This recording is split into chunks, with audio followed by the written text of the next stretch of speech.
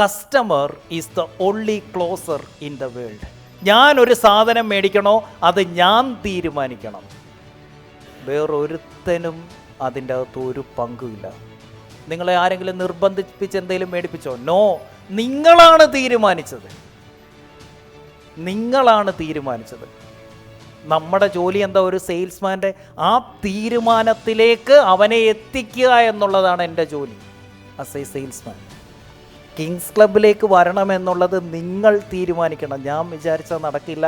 ആ തീരുമാനത്തിലേക്ക്, ആ കരയിലേക്ക്, ആ ഡിസിഷനിലേക്ക് നിങ്ങളെ എത്തിക്കുക എന്നുള്ളതാണ് എൻ്റെ ജോലി. ഒരു സെയിൽസ്മാൻ വിചാരിച്ചാൽ ഒരു സെയിൽ ക്ലോസ് ആവില്ല. ഒരു സെയിൽസ്മാൻ വിചാരിച്ചാൽ കസ്റ്റമർക്ക് അവനെ ക്ലോസ് ചെയ്യാനുള്ള സാഹചര്യം ഒരുക്കി കൊടുക്കാൻ പറ്റും. കാരണം no salesman can set their priority.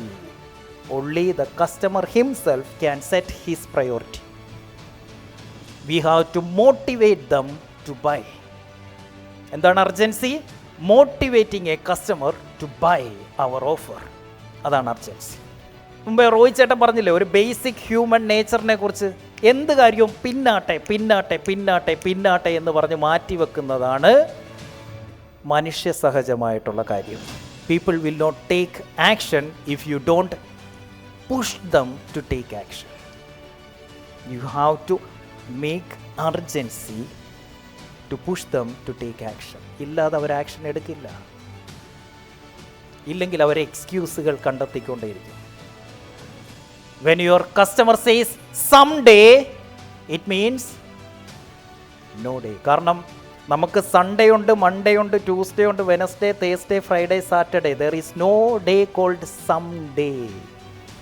Make it today, no later, today. Now is the only reality. അവനെ കൊണ്ട് ഇന്ന് തീരുമാനം എടുപ്പിക്കുന്നതിലാണ് ആ സെയിൽസ്മാൻ്റെ കഴിവ്. ക്ലോസിങ് സെയിൽസുകാരൻ്റെ ജോലിയല്ല.